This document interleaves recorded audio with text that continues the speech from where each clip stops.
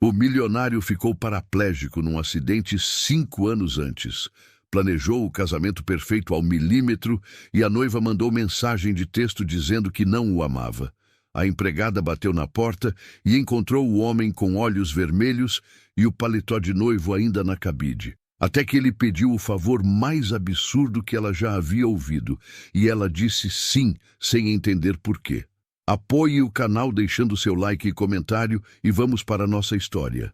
Rodrigo Cavalcante nunca imaginou que o dia mais planejado da sua vida seria também o dia em que tudo aquilo desmoronaria de forma silenciosa, sem grito, sem explicação suficiente, sem ao menos a decência de uma ligação.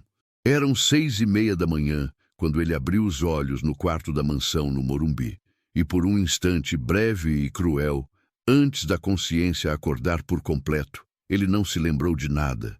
Apenas sentiu o peso familiar dos lençóis de algodão egípcio, o frescor do ar-condicionado calibrado em 21 graus, o silêncio denso daquela casa de 800 metros quadrados, que por mais luxuosa que fosse, sempre soou vazia demais para um homem sozinho. Depois veio a lembrança.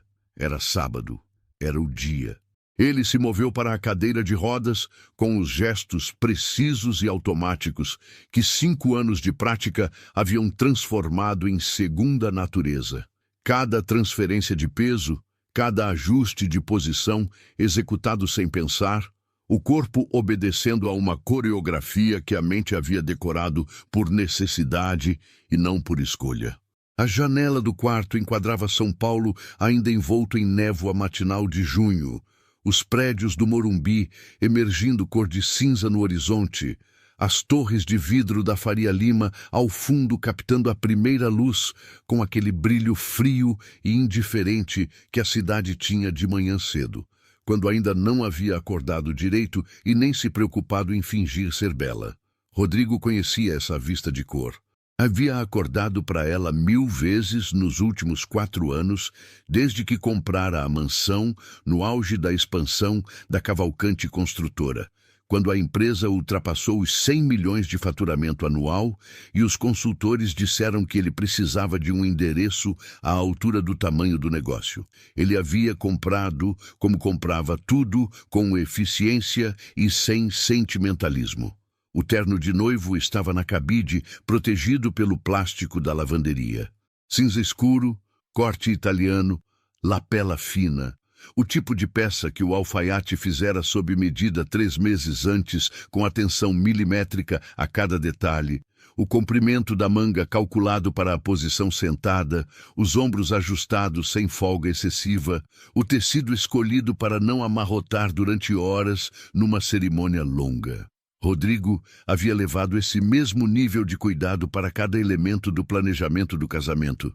Os lírios brancos no altar da igreja São Pio X, os 180 convidados com convites em papel couché premium entregues por motoboy, o jantar de R$80 mil no salão do Hotel Unique, o buquê encomendado com 3 semanas de antecedência num floriculturista do Jardim Europa, o fotógrafo premiado que cobraria 12 mil pela noite.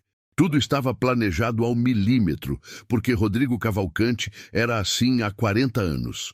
Controlava o que podia controlar e chamava isso de competência, de visão, de segurança, quando na verdade era apenas o único jeito que havia encontrado de não se sentir à deriva no próprio corpo desde aquela noite na Marginal Pinheiros, 5 anos antes, quando o carro derrapou na chuva e tudo mudou em 2 segundos. Às 9h17 da manhã, o celular vibrou na mesa de cabeceira.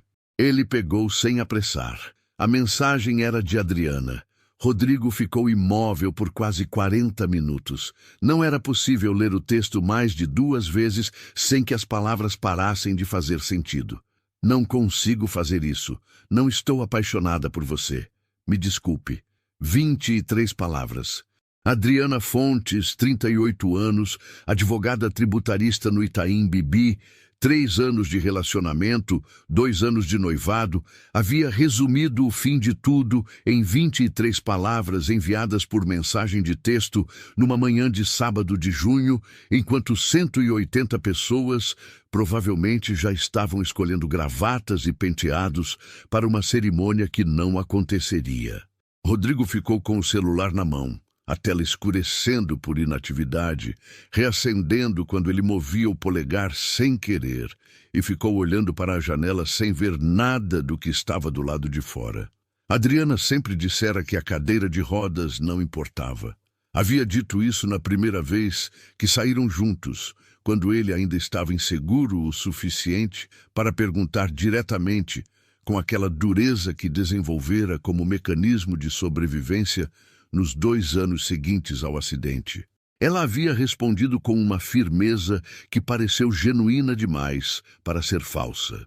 Eu gosto de você, Rodrigo, não da sua capacidade de andar.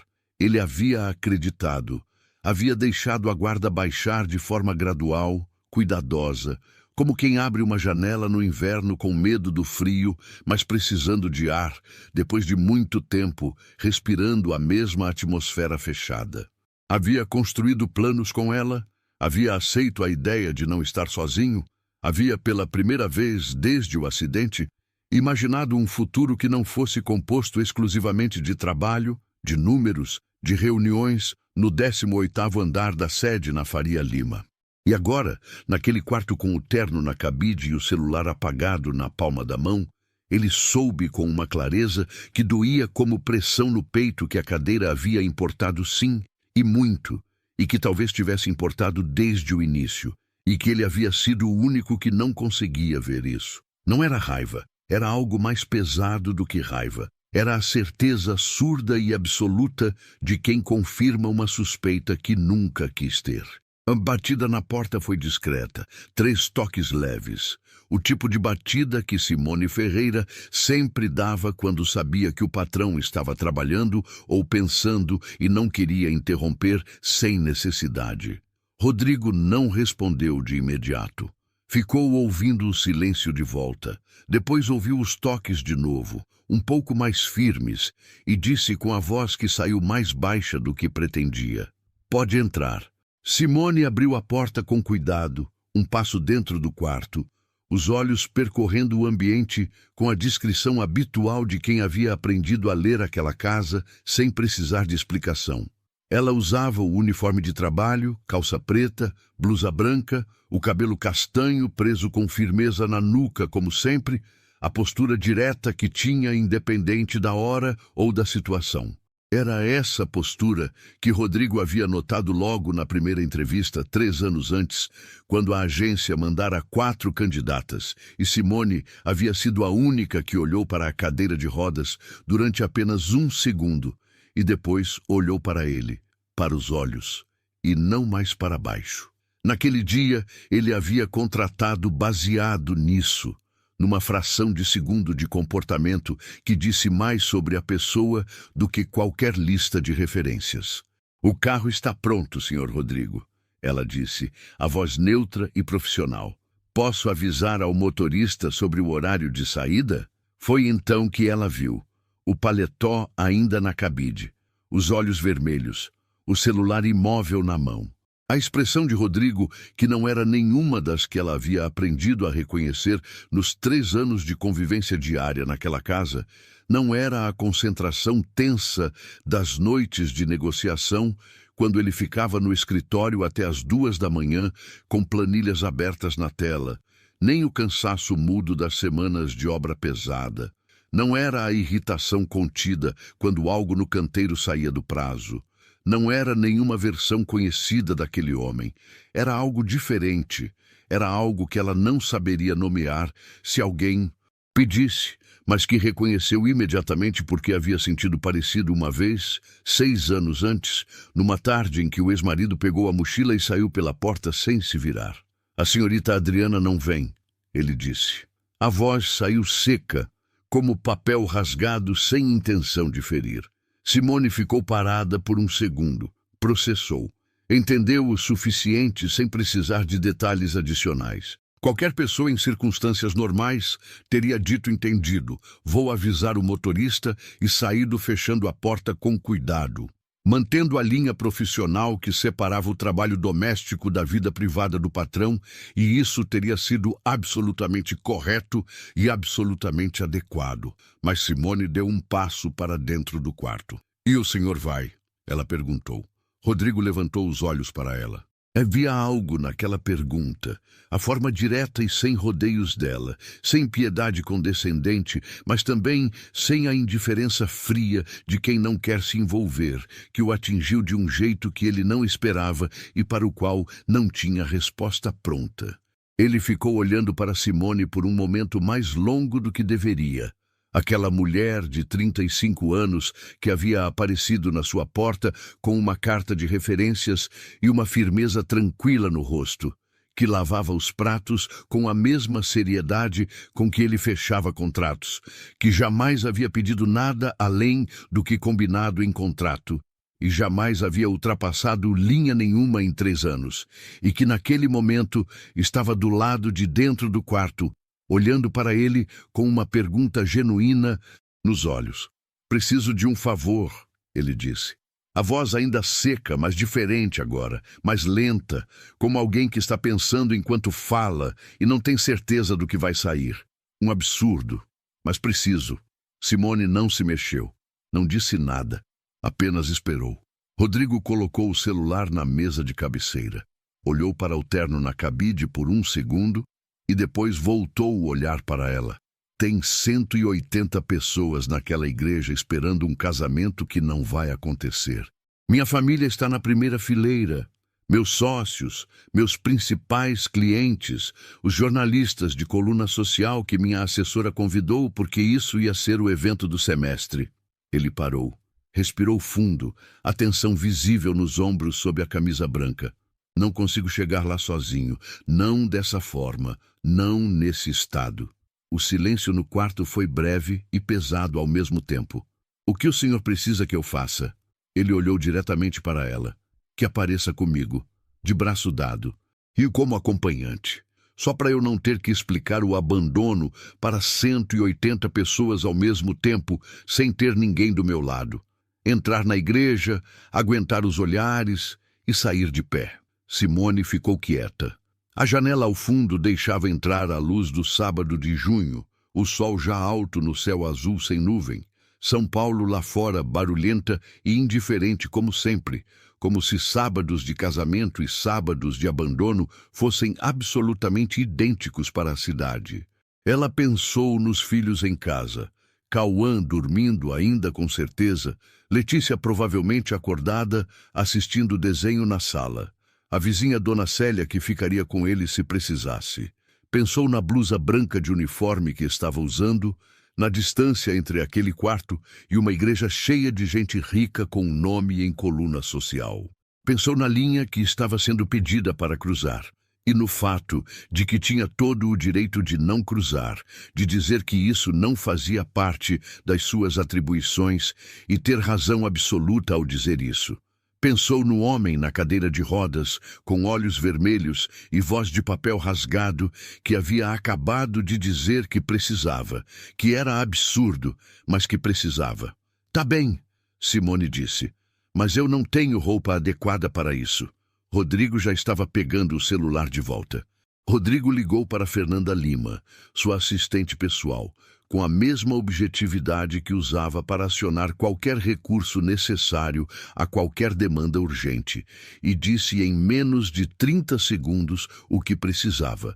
Vestido social, azul ou preto, tamanho médio, sapato fechado de salto baixo, nada extravagante, entregue na mansão em 25 minutos. Fernanda, que havia sobrevivido a 4 anos de trabalho com Rodrigo Cavalcante por ser exatamente o tipo de pessoa que não perguntava por quê quando um prazo impossível era dado, disse apenas em 25 minutos e desligou. Simone ficou de pé perto da porta enquanto Rodrigo ligava, E quando ele terminou o telefonema e a olhou, ela não disse nada sobre o absurdo de uma assistente aparecer com um vestido em 25 minutos numa manhã de sábado, como se isso fosse uma coisa que acontecia normalmente no cotidiano das pessoas. Simplesmente foi se preparar.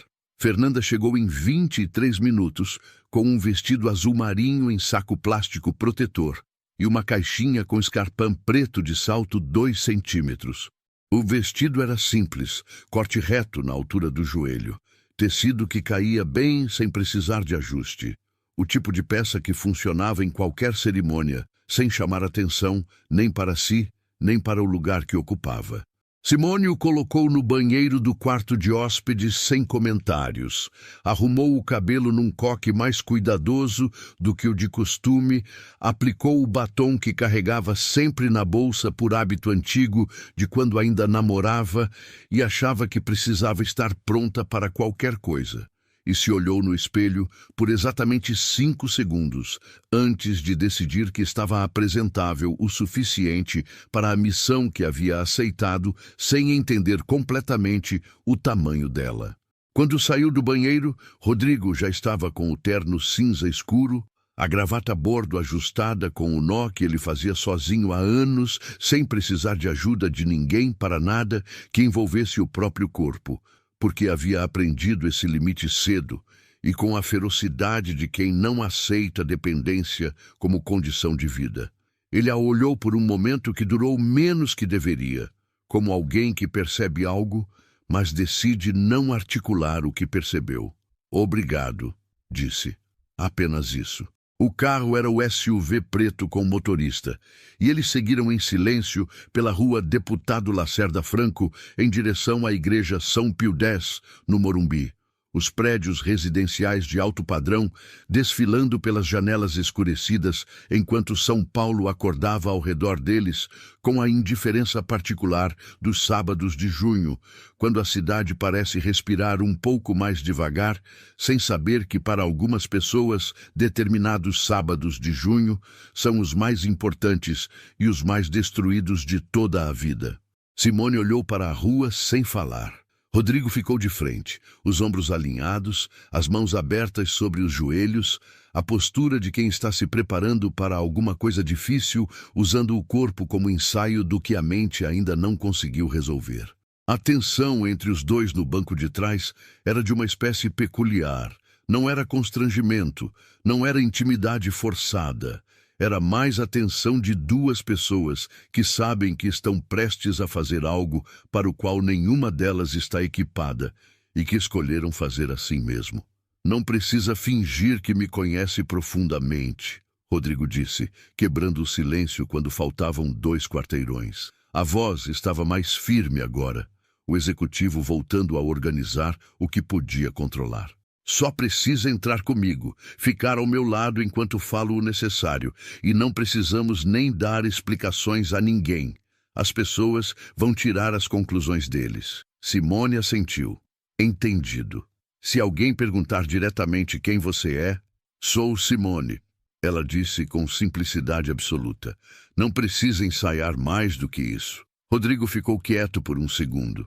Havia algo naquelas palavras, a ausência total de encenação nelas, que era exatamente oposta a tudo que ele havia estado planejando nos 40 minutos de silêncio no quarto e nos 23 minutos de espera pelo vestido. Ele havia estado montando um script mental, uma versão administrada de como gerenciar a situação com eficiência de danos, e ela havia reduzido tudo a 4 palavras sem nenhuma afetação. "Sou Simone, não precisa ensaiar mais do que isso." O carro parou em frente à Igreja São Pio X às 10h48 da manhã. A cerimônia estava marcada para as 11. Os convidados que chegavam cedo já estavam do lado de dentro, e alguns grupos conversavam nos degraus da entrada. Mulheres com vestidos de festa e fascinator nos cabelos, homens com ternos escuros e gravatas sérias. O murmúrio alegre e antecipado de quem ainda não sabe que não há nada para antecipar. Quando o motorista abriu a porta traseira e Rodrigo desceu para a calçada na cadeira de rodas, alguns rostos se viraram. Depois, mais alguns. Havia aquela pausa coletiva que acontece quando alguém esperado aparece, a interrupção breve das conversas, os sorrisos se formando para a recepção protocolar.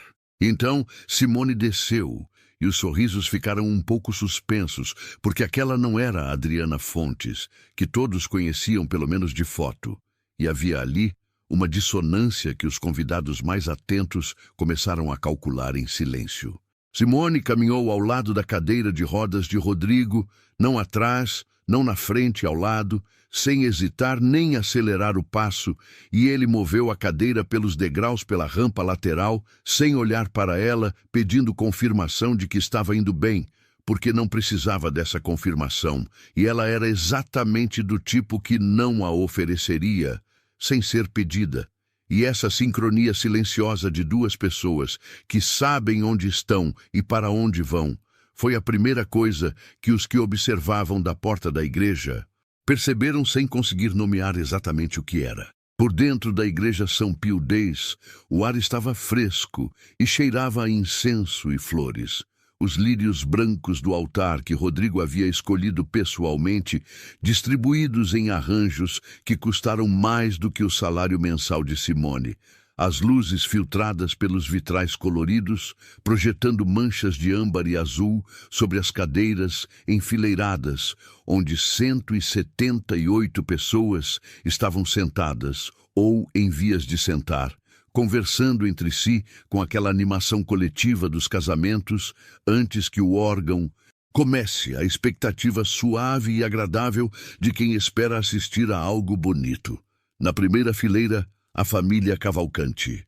Dorinha Cavalcanti, 68 anos, sentada com a postura de uma mulher que carrega sobrenome como se fosse parte do corpo, o cabelo branco impecavelmente penteado, o colar de pérolas verdadeiras no pescoço, os olhos escuros e atentos que varreram Rodrigo quando ele entrou e depois se moveram para Simone e ali ficaram por 2 segundos mais longos e mais frios do que qualquer temperatura que o ar-condicionado da igreja poderia produzir. Ao lado dela, Paulo Cavalcanti, irmão mais velho de Rodrigo, 45 anos, sócio minoritário da construtora, que olhou para Simone com a versão masculina da mesma frieza, mais diluída, mas igualmente presente. Rodrigo parou no corredor central, a 2/3 do altar, onde todos podiam vê-lo. Simone ficou ao seu lado. Ele ergueu a mão, pedindo silêncio com um gesto que era exatamente como pedia silêncio em reuniões de diretoria, direto e sem drama, e o murmúrio na igreja foi diminuindo, até parar. A acústica do lugar amplificou o silêncio de um jeito que tornava o momento mais pesado do que ele provavelmente desejava. Agradeço a presença de todos aqui hoje, disse Rodrigo. A voz carregava o mesmo controle das apresentações de resultados trimestrais, mas havia embaixo dela uma textura diferente, algo que os que o conheciam bem o suficiente conseguiam ouvir. O casamento não vai acontecer. Peço desculpas pela inconveniência do deslocamento e pelo tempo de todos. O jantar no Hotel Unique foi cancelado e os cartões de presença serão devolvidos aos remetentes até a semana que vem. Pausa de 1 segundo. Mais uma vez, obrigado por virem. E foi isso. Não havia explicação. Não havia nome de Adriana mencionado. Não havia drama. Não havia colapso emocional público. Não havia nenhuma das cenas que os que o conheciam menos bem poderiam ter esperado de um homem que acabara de ser abandonado no dia do casamento. Havia apenas Rodrigo Cavalcanti, 40 anos, numa cadeira de rodas cinza escuro, diante de 180 pessoas, dizendo o necessário e nada mais, com Simone Ferreira ao seu lado, olhando para frente com uma calma que ela mesma, naquele exato momento, não saberia explicar de onde havia vindo, porque certamente não era das reservas que ela havia construído ao longo da vida para situações como essa, porque situações como essa não existiam na vida dela antes daquele sábado. A saída foi vagarosa. As pessoas se levantaram, algumas foram ao encontro de Rodrigo com expressões de condolências que ele recebeu com brevidade educada. Alguns apenas olharam sem se aproximar. A família Cavalcante ficou sentada na primeira fileira por tempo suficiente para que a postura de Dorinha ficasse registrada na memória de Simone como uma imagem que ela saberia que ia demorar para apagar. A matriarca olhando para ela com uma avaliação fria e metódica, não de ódio, que seria uma emoção com algum calor, mas de classificação, a forma como se olha para um objeto fora do lugar que precisa ser movido antes de qualquer outra providência. No carro de volta, Rodrigo ficou em silêncio por 10 minutos completos, olhando pela janela para São Paulo, que passou de cerimônia de casamento para sábado comum, sem nenhuma transição. A cidade do lado de fora, absolutamente indiferente como sempre. Simone não tentou preencher o silêncio.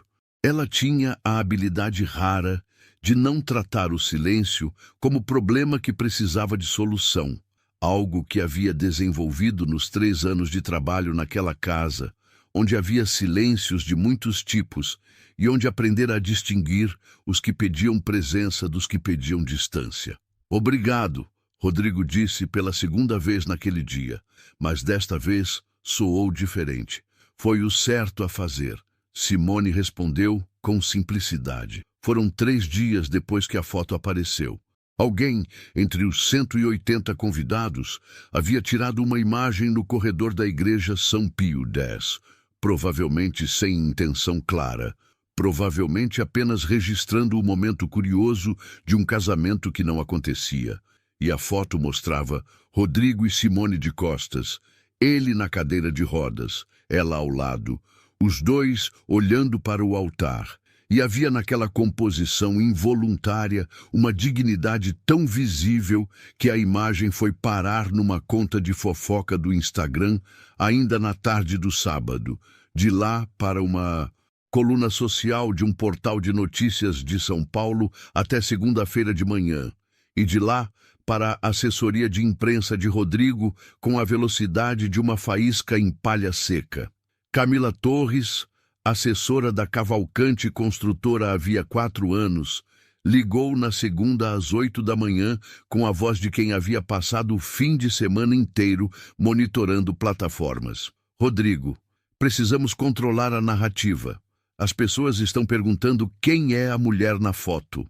Há especulação de que foi um rompimento de última hora, mas que você apresentou uma nova companheira, o que, na verdade, funciona melhor do que a alternativa de abandono público.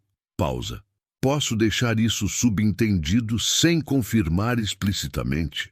Rodrigo ficou em silêncio por um momento do outro lado da linha.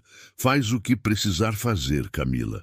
Foi o suficiente para que Camila Torres, com os anos de experiência que tinha em gerenciar a imagem de executivos em situações delicadas, deixasse escorrer nos canais certos a versão suavizada.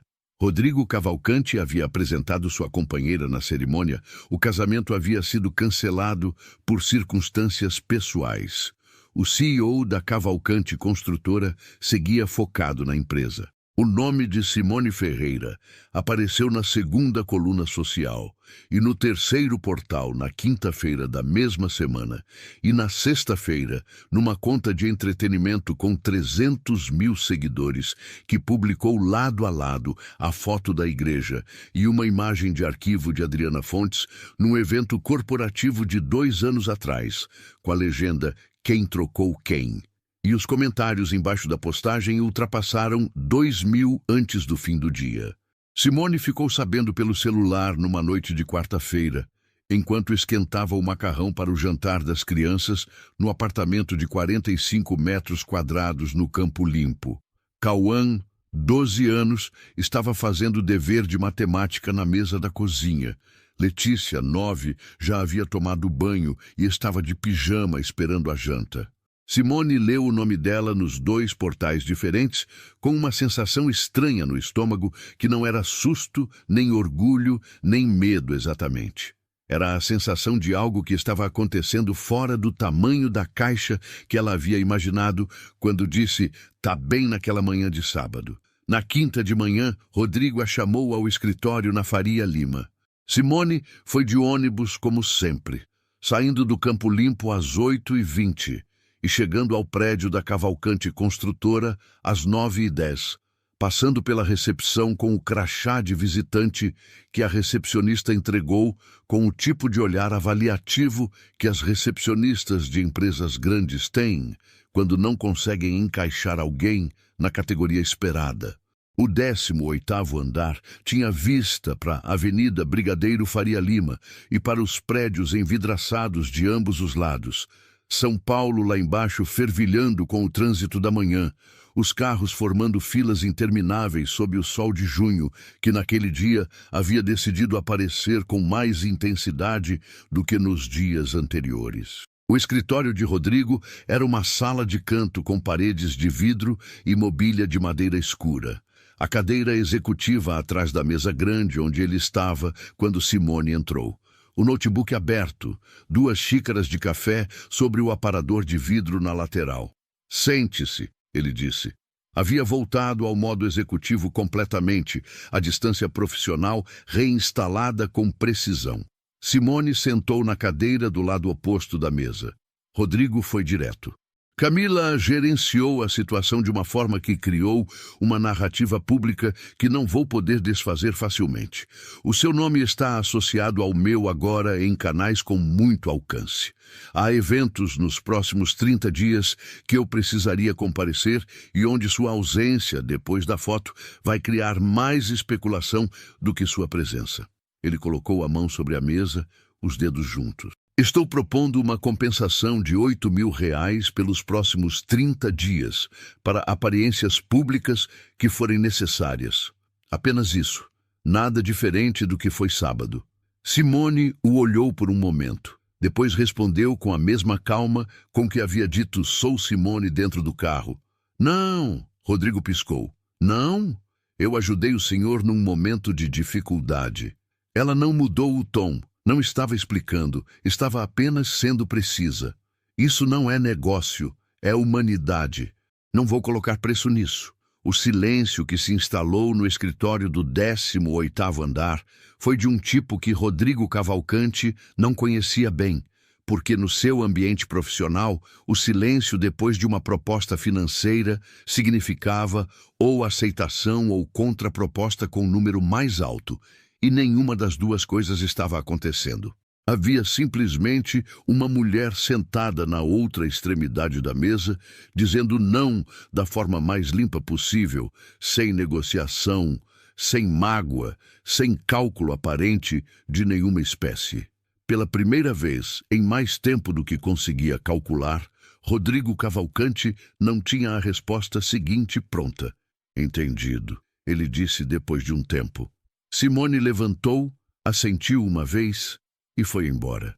Mas as coisas não voltaram ao que eram antes, porque não podiam.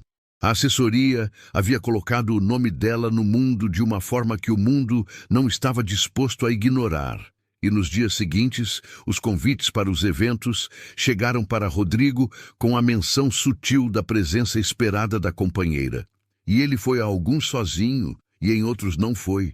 E as colunas sociais especularam sobre o que especulavam sempre quando havia lacuna de informação, e tudo isso poderia ter terminado ali se não fosse pelo que começou a acontecer nas noites em que Rodrigo ficava trabalhando até tarde no escritório da mansão, e Simone fechava a casa antes de ir embora.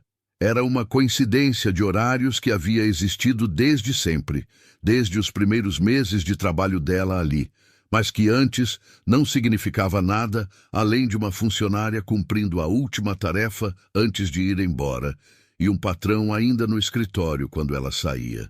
A diferença foi gradual, quase imperceptível no início, da forma como as coisas importantes costumam começar, sem anúncio. Numa terça-feira, 10 dias depois da ida à igreja, Simone estava lavando as últimas xícaras na cozinha quando Rodrigo saiu do escritório para buscar água. E ela perguntou se queria café fresco e ele disse que sim, e ficou ali enquanto ela preparava. E quando o café ficou pronto, ele não voltou para o escritório de imediato. Ficou. Bebeu o café na cozinha de frente para a bancada de mármore e falou sobre alguma coisa trivial. Uma obra em andamento no Tatuapé que estava com problema de prazo. E Simone respondeu com algo igualmente trivial sobre como os pedreiros que conhecia sempre diziam que prazo de obra era uma ficção científica, e ele riu. Um riso curto, real. Na quinta-feira seguinte, aconteceu de novo. Na terça da semana, após, de novo. Sem combinação, sem protocolo, sem nenhum dos dois nomear o que estava acontecendo, as conversas da cozinha viraram uma coisa que existia naquela casa às 10h30 da noite, quando São Paulo lá fora havia baixado um pouco o volume e a luz fluorescente da cozinha criava uma atmosfera neutra e sem pretensão, onde as hierarquias pareciam ter menos urgência do que tinham de dia. Simone comia as sobras do jantar de pé, porque sempre fizera assim, e não havia razão para mudar. E Rodrigo tomava café, e eles falavam sobre coisas.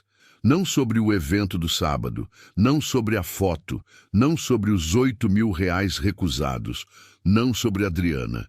Sobre coisas, a obra no Tatuapé, a professora de Letícia, que havia marcado reunião de pais por causa de um trabalho de ciências. A reforma da fachada de um prédio na Consolação, que Rodrigo achava que o arquiteto havia errado feio. A questão do ônibus do Campo Limpo, que havia mudado de rota sem aviso e complicado a vida de todo mundo no bairro. Era estranho. Era a coisa mais real que Rodrigo havia sentido em muito tempo. E ele sabia que era, porque havia uma distinção muito clara dentro dele entre o real e o funcional. E essa distinção havia ficado mais nítida desde o acidente, quando muita coisa havia deixado de ser real e virado apenas funcional. E as conversas na cozinha com Simone Ferreira eram inequivocamente reais, de uma forma que ele não sabia bem como classificar, mas que reconhecia com a certeza física de quem sente diferença de temperatura. Simone percebia também. Não da mesma forma, não com a mesma estrutura analítica que Rodrigo usava para tudo, mas percebia da maneira que ela percebia as coisas, que era pelo corpo antes da cabeça, pela ligeira mudança no ritmo da respiração quando ele ficava na cozinha, pela atenção que sua voz ganhava quando ele falava, pela ausência de pressa de ir embora que ela notava em si mesma naquelas noites e que era exatamente oposta ao que sentia quando o expediente era normal e os filhos estavam esperando e o ônibus tinha horário. Ela não nomeou isso para si mesma. Tinha razões muito práticas para não nomear. Razões que começavam com o fato de que aquele homem era seu empregador e terminavam com o fato de que o mundo deles era suficientemente diferente para que qualquer coisa além de conversas de cozinha fosse uma complicação que ela não tinha condições de administrar. Então ela não nomeava, conversava, comia a sobra do jantar de pé e ia embora quando estava na hora de ir. Foi numa quarta-feira de julho, 3 semanas depois das conversas de cozinha terem virado rotina, que Rodrigo perguntou sobre o ex-marido. Não foi uma pergunta calculada. Foi o tipo que escapa quando a guarda está baixa o suficiente e o ambiente está calmo o suficiente e a outra pessoa está comendo sobra de frango grelhado de pé na bancada de mármore com uma naturalidade que faz o espaço entre patrão e funcionária parecer menos intransponível do que é na luz do dia. Simone tinha mencionado os filhos num contexto banal. Algo sobre Cauã ter entrado no time de futsal da escola, e Rodrigo havia perguntado se o pai os acompanhava nessas coisas. Simone colocou o garfo no prato. Não, ele foi embora quando Letícia tinha 3 anos. A gente não tem contato. Foi embora como? Foi, fez as malas numa quinta-feira de tarde, disse que não aguentava mais a pressão financeira. E foi. Letícia estava dormindo. Cauã ficou na janela assistindo o carro ir embora. Ela disse isso com voz neutra, não com a neutralidade de quem ensaiou, mas com a de quem contou tanto tempo que a dor havia perdido a borda cortante sem perder o peso. Nunca mais apareceu. Rodrigo ficou quieto por um momento. A cozinha tinha aquela quietude das 10h30 da noite com São Paulo amortecida lá fora. O zumbido baixo do frigobar, o latido distante de um cachorro do outro lado do muro. Cauã tem 12 anos agora, Rodrigo disse. Estava fazendo a conta. 12. Sim. Então faz 6 anos que você sustenta os 3 sozinha. 5 com esse emprego. Ela retomou o garfo. Antes eu fazia faxina em 3 casas por dia, mais limpeza de escritório às quintas. Conseguia pagar as contas. Não sobrava muito. Rodrigo olhou para o café na xícara. Havia algo naquela declaração. A forma como ela enumerava faxina em 3 casas e limpeza de escritório, como quem cita itens de uma lista de tarefas, sem lamento nem orgulho excessivo. Apenas como os fatos que eram, que lhe causou uma sensação no peito, que levou alguns segundos para identificar como vergonha. Não de Simone, de si mesmo. Da facilidade com que havia passado 3 anos naquela casa, sem se perguntar mais do que o necessário sobre a vida da mulher que a mantinha em ordem, enquanto ele ficava no escritório, reorganizando o mundo a partir de planilhas. Você nunca me contou isso antes, ele disse.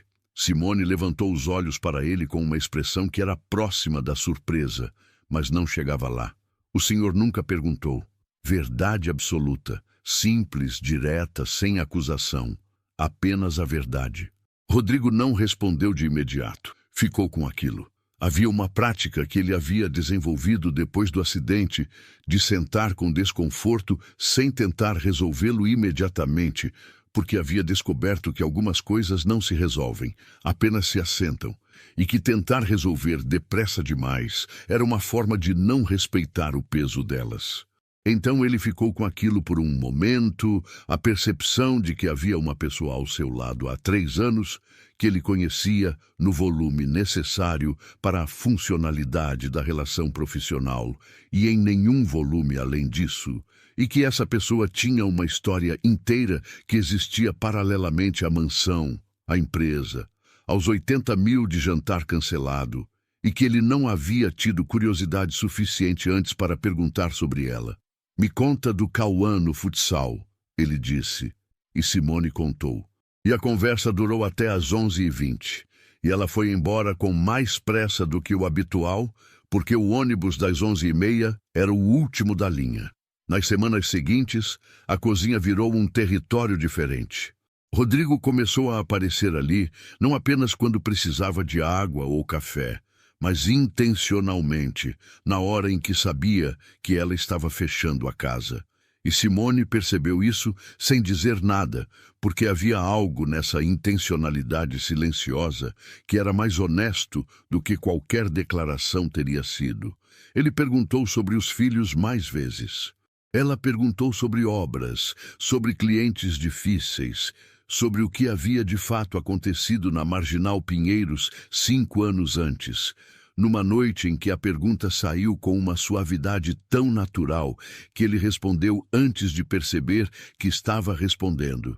Era chuva forte, Marginal Pinheiros enchendo como sempre enche em temporal de novembro, o carro com pneus que precisavam de troca, mas que ele havia adiado porque havia 3 reuniões naquela semana e uma delas na quinta e ele iria trocar na sexta.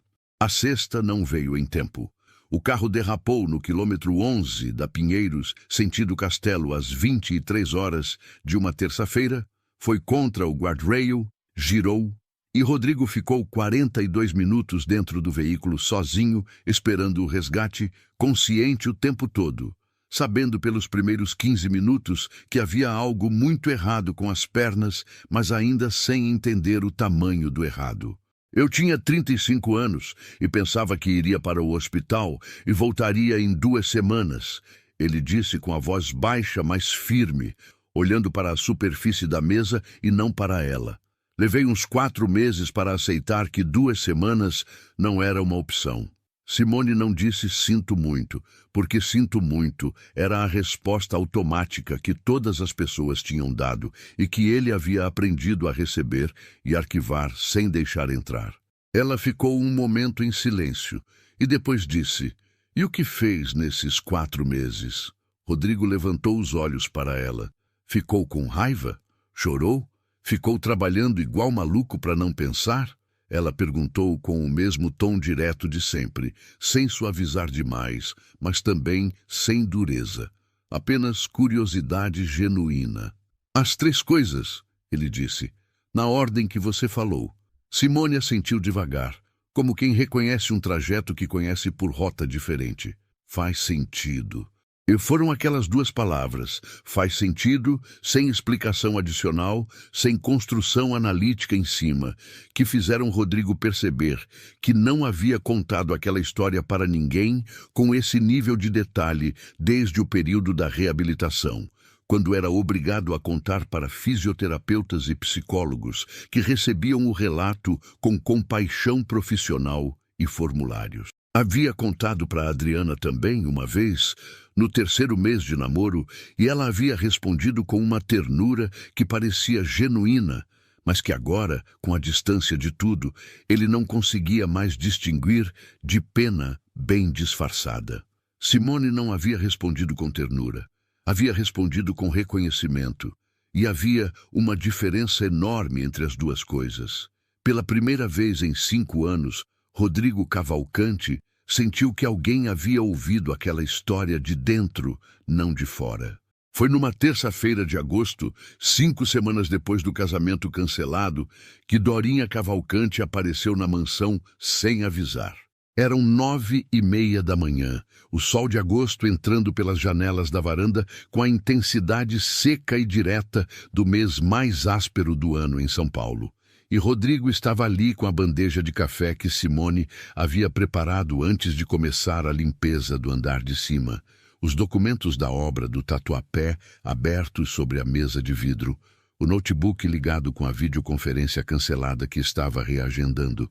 Simone voltou à varanda para buscar a xícara vazia, quando Dorinha chegou pelo jardim lateral, a chave que sempre tivera da mansão girando na fechadura da porta da sala, como se a casa fosse dela por direito de matriarcado, o que na cabeça de Dorinha Cavalcante era uma premissa tão óbvia que não precisava ser dita. Ela parou quando os viu. Rodrigo com os documentos, Simone com a bandeja, e entre os dois, uma bandeja de vidro com mais café fresco que Simone havia trazido sem ser pedida, porque havia notado nos últimos dias que nas manhãs de terça ele sempre ficava na varanda até mais tarde, e sempre queria a segunda xícara por volta das 9h20. Um gesto pequeno, automático, baseado em 3 anos de observação e atenção aos detalhes que eram parte do trabalho dela. Mas Dorinha Cavalcante não viu o gesto automático. Dorinha Cavalcante viu os dois num tablô que não estava nos planos dela para o filho. E a leitura que fez foi instantânea e definitiva, da forma como as leituras das pessoas que julgam rápido sempre são.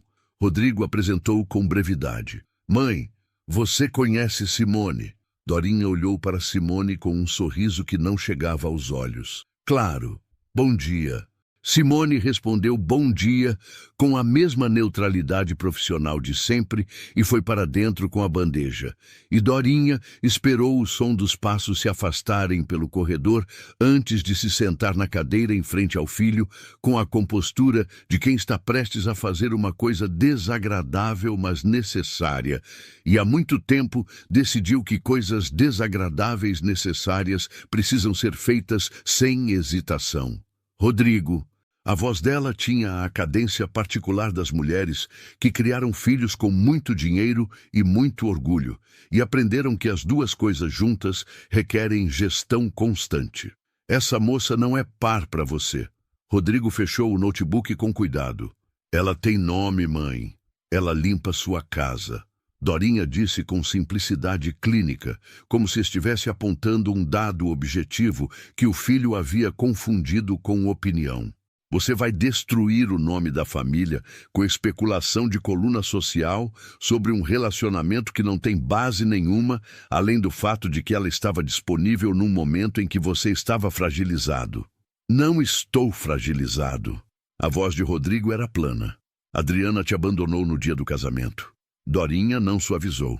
Isso fragiliza qualquer pessoa. Não há vergonha nisso. Mas há consequência em decisões tomadas nesse estado. Rodrigo olhou para a mãe por um momento longo. Havia uma dinâmica antiga entre eles, construída ao longo de 40 anos, que incluía o fato de que Dorinha Cavalcante raramente estava completamente errada sobre as coisas práticas, mesmo quando estava completamente errada sobre as coisas humanas. E que Rodrigo havia aprendido a distinguir entre as duas, mas nem sempre com sucesso. O nome da família é uma construção, ele disse. Não é uma pessoa. Dorinha inclinou a cabeça levemente, o colar de pérolas captando a luz de agosto. O nome da família é o que mantém 350 funcionários empregados e 120 milhões de faturamento funcionando. E esse nome depende de confiança, de credibilidade, de uma imagem que não inclui o CEO da empresa aparecendo em coluna social com a empregada doméstica depois de ser abandonado pela noiva. Ela fez uma pausa calculada. Há acionistas minoritários nessa empresa, Rodrigo. Você sabe disso. E há cláusulas contratuais sobre gestão em casos de comprovada instabilidade decisória. Rodrigo ficou imóvel. Era golpe certeiro, e Dorinha sabia que era, porque havia guardado esse argumento para o momento em que precisaria, e o momento havia chegado. Não era uma ameaça vaga.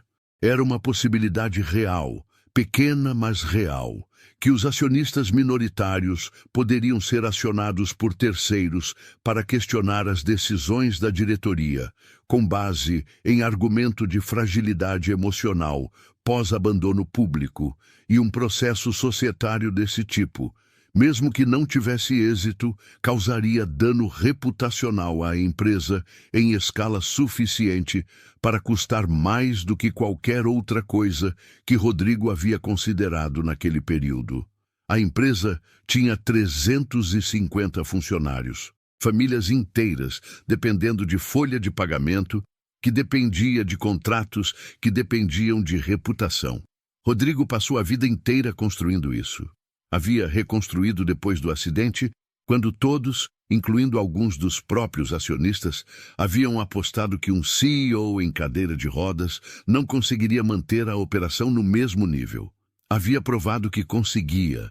Havia feito mais do que conseguia. E agora a mãe estava sentada na sua varanda, usando isso como alavanca. E havia uma parte dele que reconhecia o movimento com clareza suficiente para saber que ignorá-lo seria imprudência. Chamou Simone naquela tarde. Ela entrou no escritório da mansão com a postura habitual e ele disse, com voz que havia ensaiado para ser formal, sem ser fria, mas que saiu mais formal do que pretendia. Simone, o período em que as circunstâncias criaram uma situação fora do âmbito profissional normal chegou ao fim. Agradeço a discrição que você demonstrou em todo o processo. Reconheço que ultrapassei limites que não deveriam ter sido ultrapassados. Simone o ouviu até o fim. Depois abriu um sorriso curto que não era amargo nem forçado. Era apenas pequeno, do tipo que vem quando uma pessoa entende muito mais do que está sendo dito e escolhe não exibir esse entendimento. Eu entendo, Sr. Rodrigo. Obrigada pela clareza. E foi trabalhar como se nada tivesse mudado, a mesma cadência de sempre pelos cômodos da mansão, a mesma eficiência silenciosa, a mesma postura que havia tido no primeiro dia de trabalho, 3 anos antes. Rodrigo ficou no escritório por 2 horas depois disso, sem conseguir abrir um único documento. Naquela noite, no apartamento de 45 metros quadrados no Campo Limpo, depois de colocar Letícia na cama e checar o dever de Cauã e dizer boa noite para os dois, com a normalidade que ela sempre mantinha, independente do que estava acontecendo dentro dela, Simone foi para o banheiro, abriu a torneira da pia no volume suficiente para abafar o som, encostou as mãos na borda da pia e chorou. Não muito tempo, não com colapso nem drama. Apenas o suficiente para deixar ir o que não cabia mais dentro, porque ela era prática o suficiente para saber que segurar indefinidamente não funcionava, e era cuidadosa o suficiente para não deixar os filhos verem o que não precisavam ver. Depois lavou o rosto, se olhou no espelho por um momento e foi dormir. Foram 18 dias de silêncio. Não de silêncio absoluto, porque havia o trabalho, e o trabalho tinha sua própria linguagem de bom dia, e o almoço está na geladeira, e o técnico do ar-condicionado vem amanhã. E essa linguagem continuou funcionando com a mesma eficiência de sempre, porque Simone Ferreira era profissional de uma forma que não dobrava, nem com pressão emocional, nem com circunstância injusta. Mas o silêncio das conversas de cozinha estava lá, denso e presente como peso invisível, e Rodrigo o sentia com uma acuidade que não esperava sentir, porque havia 18 dias esperando que a ausência daquelas conversas se tornasse normal. E 18 dias depois, a ausência continuava sendo exatamente o que era desde o primeiro dia. A diferença entre uma casa habitada e uma casa ocupada. Ele trabalhou, reorganizou, fechou 2 contratos novos, supervisionou o andamento das obras, fez as videoconferências com a equipe de engenharia, jantou sozinho 4 vezes por semana, como havia feito por anos antes de as conversas de cozinha existirem, e percebeu com uma clareza que incomodava, que jantar sozinho havia se tornado uma experiência diferente depois de conhecer a alternativa, que havia algo que a alternativa havia ativado nele que não era possível desativar simplesmente decidindo que devia ser desativado. Também fez outra coisa durante esses 18 dias, porque Rodrigo Cavalcante era o tipo de homem que, quando identifica um problema, resolve o problema antes de qualquer outra providência. Chamou o advogado societário, revisou os contratos com os acionistas minoritários, identificou exatamente quais cláusulas a mãe havia mencionado e qual seria a capacidade real de acionamento delas. Descobriu que a capacidade era menor do que a ameaça havia sugerido, porque Dorinha Cavalcante havia apostado que o filho estaria assustado o suficiente para não verificar, e havia quase acertado, mas não acertado completamente. Nos 18 dias, Rodrigo reestruturou silenciosamente os acordos societários com linguagem nova, que fechava as brechas que existiam, consultou 2 sócios majoritários, que eram aliados antigos, e garantiu que nenhuma decisão pessoal sua pudesse ser usada como argumento para questionamento de gestão. No 19º dia, às 22 horas, Rodrigo apareceu na porta da cozinha. Simone estava lavando os últimos pratos, as mãos na água morna, a luz fluorescente da cozinha na mesma temperatura de sempre. São Paulo lá fora jamais quieta no ritmo particular das 10 da noite de segunda-feira. Ela ouviu a cadeira de rodas se aproximar pelo corredor e não se virou de imediato, porque havia aprendido a não reagir a cada som da casa, como se fosse direcionado a ela especificamente. Mas quando ele ficou parado na entrada sem dizer nada, ela percebeu que era diferente do movimento de buscar água ou café. Havia uma qualidade diferente no silêncio dele ali, e então se virou. Rodrigo estava na porta com uma expressão que ela não havia visto antes naquele rosto, ou talvez houvesse visto uma vez, muito brevemente, no quarto naquela manhã de sábado de junho, quando ele disse: "Preciso de um favor, um absurdo, mas preciso", a expressão de um homem que baixou a guarda de forma intencional e consciente, porque decidiu que era o que precisava fazer. "Quero te contar uma coisa", ele disse. Simone desligou a torneira, secou as mãos no pano de prato e esperou. "Faz 5 anos que não me sinto inteiro." A voz era baixa, firme, sem qualquer afetação dramática, a voz de alguém dizendo uma verdade que havia tomado tempo para ser dita. "Não por causa da cadeira. A cadeira eu resolvi. Aprendi a viver com ela, a trabalhar com ela, a construir uma empresa de 120 milhões com ela. Não é a cadeira. Ele parou por um segundo. É por causa de viver sem ninguém que me veja de verdade. Sem ninguém que entre no quarto quando não precisava entrar e pergunte se eu também vou. Simone ficou quieta. Você entrou naquele quarto sem precisar entrar, ele disse. E perguntou se eu ia. Não perguntou como eu estava. Não perguntou se precisava de alguma coisa. Perguntou se eu ia, como se a resposta importasse para além do emprego. O silêncio na cozinha era diferente dos outros silêncios daquela casa. Era o tipo de silêncio que tem conteúdo. E o senhor me vê? Simone perguntou. A voz serena, mas a pergunta era real. Rodrigo não hesitou. Vejo. Vi desde o dia que você entrou naquela igreja de cabeça erguida, sem precisar de mais nada além de você mesma. Simone ficou quieta por um longo momento. A luz fluorescente zumbia baixinho. Lá fora, um carro passou devagar pela rua, os faróis varrendo brevemente a janela da cozinha e sumindo. Ela pensou nos 18 dias, no banheiro com a torneira aberta, nas conversas de cozinha, em Cauã, na janela, assistindo o carro ir embora 6 anos antes, em tudo que havia construído sozinha, com as mãos e com o corpo, e com a teimosia específica de quem não tem rede de segurança e aprende a ser a própria rede. Pensou no que era real e no que era possível e na distância entre as duas coisas, que às vezes era muito grande e às vezes, em circunstâncias que não se anunciam, era menor do que parecia de longe. Então veja o senhor também, ela disse. Pausa. Mas isso tem que ser de igual para igual, sem patrão, sem empregada. Rodrigo ficou olhando para ela por um momento que tinha o peso de tudo que havia sido dito e de tudo que estava sendo entendido sem precisar ser dito. Havia uma honestidade naquelas palavras de Simone que era exatamente do tipo que ele havia parado de esperar das pessoas ao longo dos anos, não porque as pessoas fossem desonestas necessariamente, mas porque havia construído ao redor de si uma estrutura de poder e dinheiro e título que tornava difícil para qualquer pessoa, na sua órbita, falar com aquela espécie de clareza simples, a clareza de quem não tem nada a ganhar com a resposta e, por isso, pode dar a resposta verdadeira.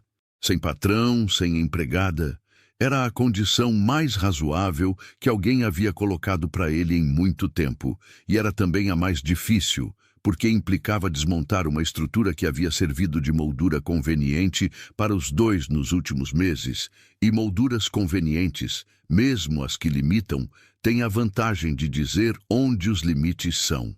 Concordo com a condição, ele disse. E depois, sem transição dramática, sem discurso longo, há um programa social que estou criando na Cavalcante. Começou como exigência de relatório ESG para renovação de contrato com um cliente do setor público, mas virou algo que quero fazer de forma séria. Habitação, capacitação, acompanhamento de famílias em áreas de influência das obras. Preciso de alguém para coordenar, alguém que entenda as duas realidades dessa cidade, não apenas a do 18º andar. Ele parou.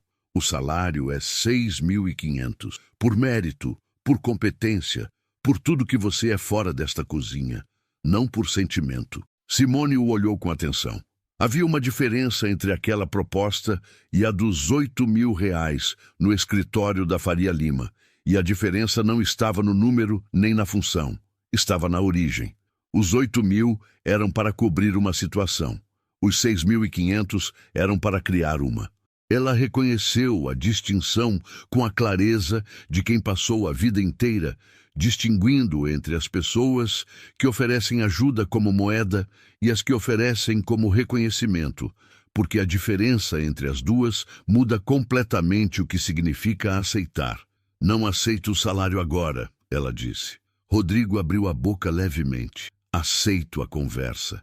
Quero entender o que é o programa, o que você quer construir, quais são os objetivos reais. Aí a gente vê o que eu posso oferecer de verdade e não o que parece certo de oferecer num momento como esse. Ela disse isso sem dureza, com o mesmo tom direto de sempre. Se fizer sentido, eu aceito. Se não fizer, não aceito.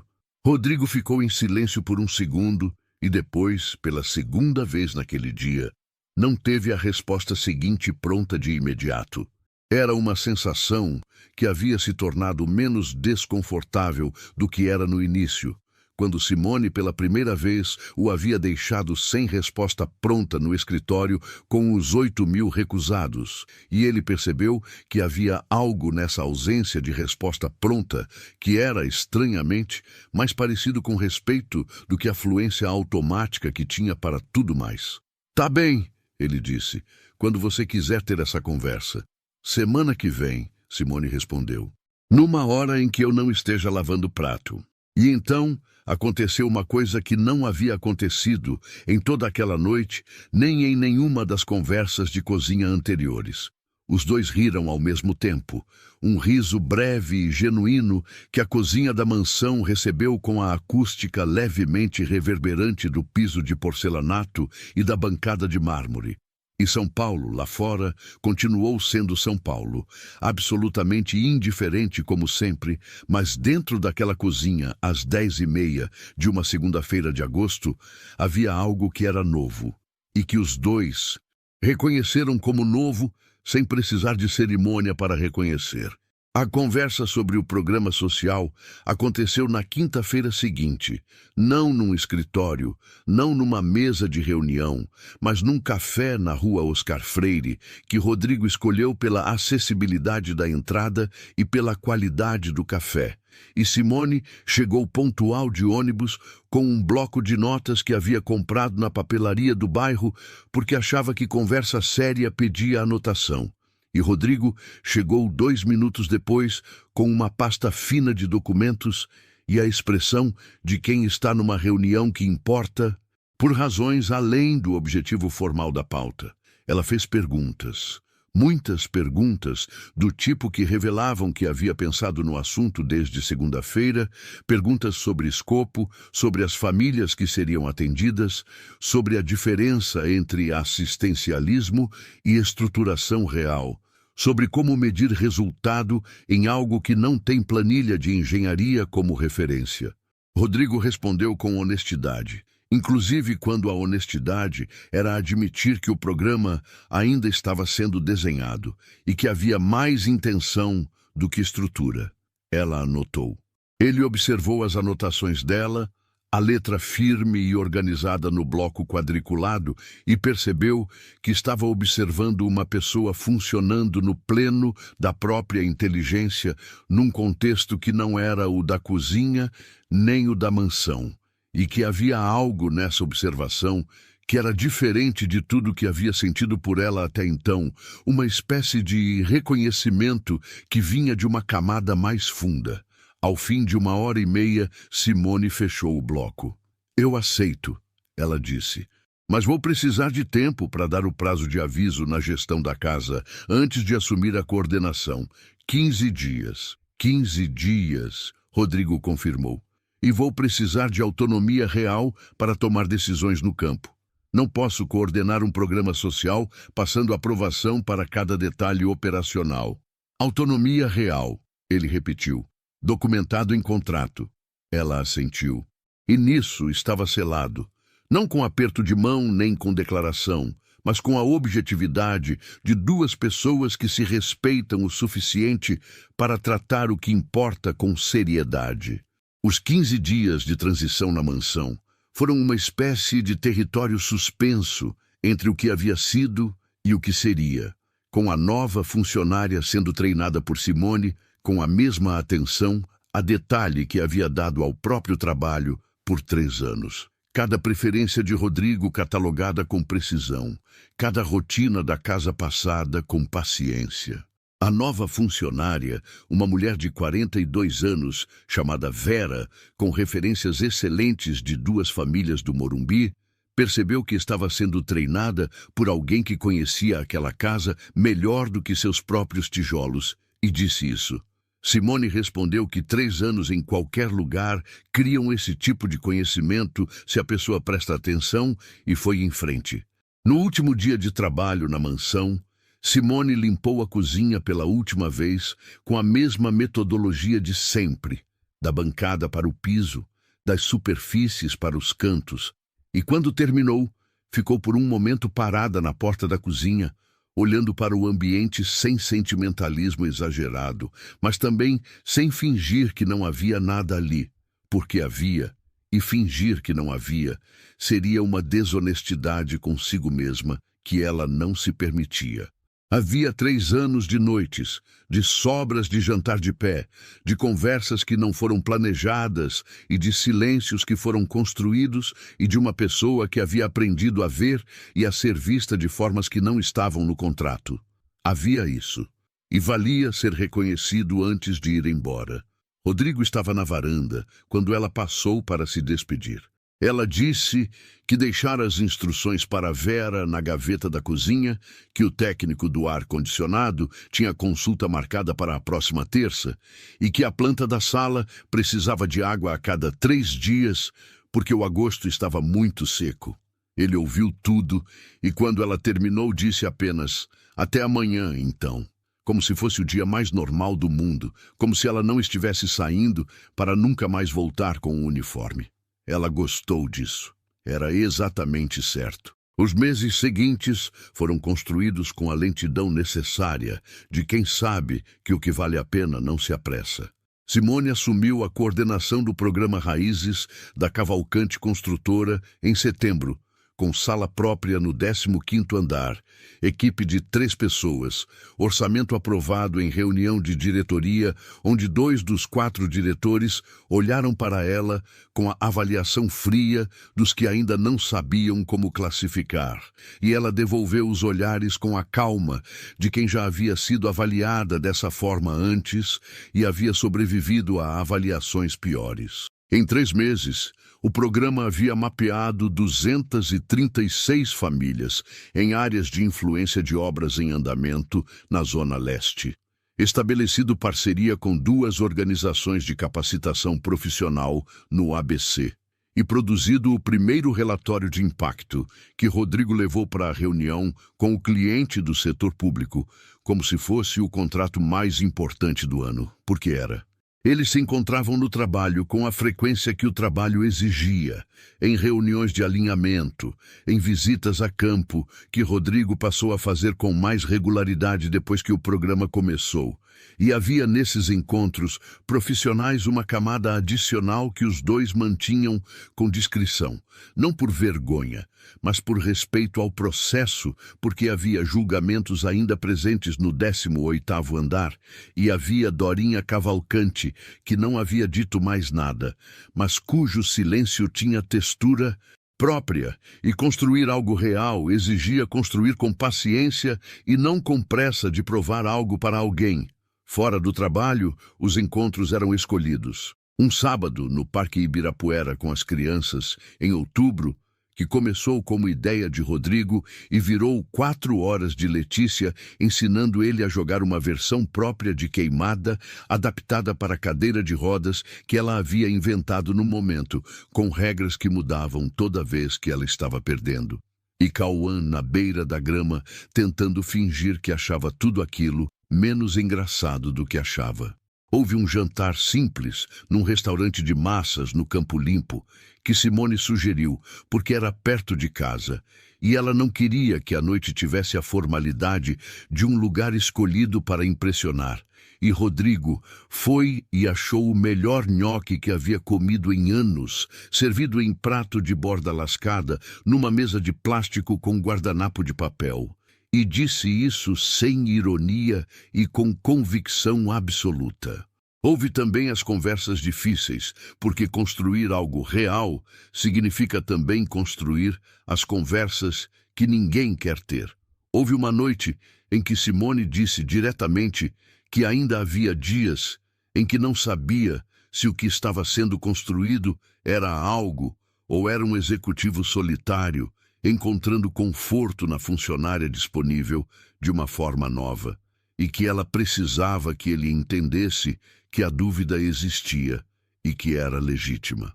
Rodrigo ficou com aquilo pelo tempo que levou para responder, que foi mais de 1 minuto, e depois disse que a dúvida era legítima e que ele não tinha como provar o contrário com palavras, apenas com consistência ao longo do tempo, e que era exatamente o que pretendia fazer. Simone ficou em silêncio por um momento. "Tá bom", ela disse. "Então a gente vê." Houve também o dia em que Dorinha Cavalcante ligou para Rodrigo e disse que havia refletido e que havia dito coisas na varanda que foram além do que era necessário.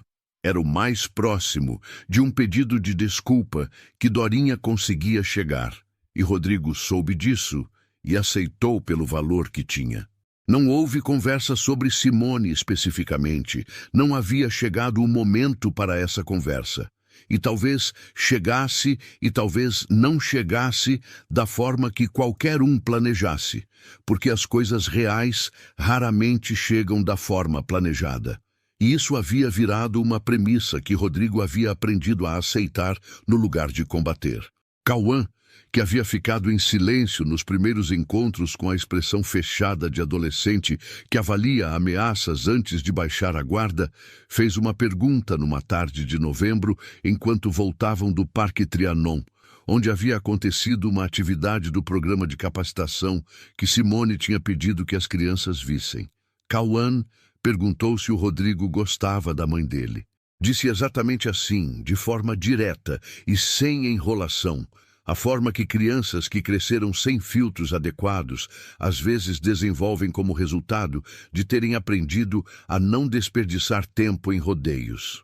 Rodrigo olhou para o menino por um segundo, depois respondeu que sim, que gostava muito. Cauã ficou em silêncio por um momento, depois assentiu devagar, como alguém que está processando uma informação importante, e foi olhar pela janela do carro sem mais perguntas.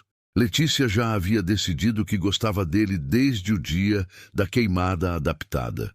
Em dezembro, 4 meses depois da conversa da cozinha na segunda-feira de agosto, houve uma tarde de sábado comum no apartamento do Campo Limpo.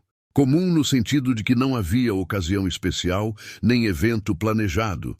Apenas Rodrigo, que havia ligado de manhã perguntando se podia aparecer, e Simone, que havia dito "pode". E ele havia aparecido com 1 quilo de pão de queijo congelado, que era o lanche favorito de Letícia porque Cauã havia mencionado isso 4 semanas antes numa conversa, e Rodrigo havia anotado mentalmente com a mesma atenção que dava a qualquer informação que considerava importante. O apartamento de 45 metros quadrados tinha a característica de todos os lugares pequenos que são habitados com cuidado. Havia dignidade em cada detalhe. A estante improvisada com tijolos e tábuas pintados de branco que Simone havia montado sozinha. A colcha de crochê da avó dobrada sobre o sofá de 2 lugares. Os desenhos de Letícia colados com fita na geladeira. As fotos dos filhos na parede do corredor. Rodrigo entrou naquele espaço com a consciência de estar num lugar que dizia muito sobre a pessoa. Mais do que qualquer mansão consegue dizer sobre qualquer pessoa, e ficou olhando para os detalhes com a atenção quieta de quem está lendo. Letícia apareceu da cozinha com farinha de trigo no braço e a informação de que estava fazendo bolo e que havia uma receita que a avó havia ensinado e que precisava de uma segunda opinião sobre se estava doce o suficiente. Rodrigo disse que era exatamente a sua especialidade. Segunda opinião de bolo. Ela foi buscar a colher de teste com a seriedade de quem está coordenando operação importante. Cauã saiu do quarto com o caderno de matemática na mão, dizendo que havia uma questão que não estava entendendo. E Simone, que estava atrás de Rodrigo, viu o filho olhar para ele brevemente antes de olhar para ela, uma fração de segundo de pergunta silenciosa. E viu ela mesma assentir levemente. E viu Cauã então se virar para Rodrigo com o caderno aberto. Não era nada grandioso. Era apenas uma tarde de sábado de dezembro, num apartamento de 45 metros no Campo Limpo, com farinha de rosca no ar e bolo no forno, e uma questão de matemática na mesa, e São Paulo lá fora, com o calor abafado do fim de ano, barulhenta e caótica, e absolutamente indiferente como sempre. E ali, naquela cozinha pequena com a janela aberta para o barulho da rua, o cheiro do bolo chegando devagar até a sala, Rodrigo Cavalcante percebeu que fazia 5 anos que não acordava sem planejar nada. E que naquele sábado não havia planejado nada, além de aparecer com pão de queijo congelado, e que isso havia sido suficiente, completamente suficiente, de uma forma que nenhum contrato assinado, nenhuma obra entregue, nenhum jantar de 80 mil em salão de hotel havia sido. Não era o faturamento, não era o sobrenome. Era isso, era estar num lugar onde era visto de verdade, era saber o lanche favorito de uma criança de 9 anos por ter prestado atenção, era a questão de matemática de um menino que havia decidido confiar com a lentidão cautelosa de quem foi ensinado pela vida que confiança é recurso finito. Era a mulher que havia entrado num quarto sem precisar entrar e perguntado se ele também ia. Era tudo isso junto, simples e real e sem plano. E isso era mais do que suficiente, era tudo.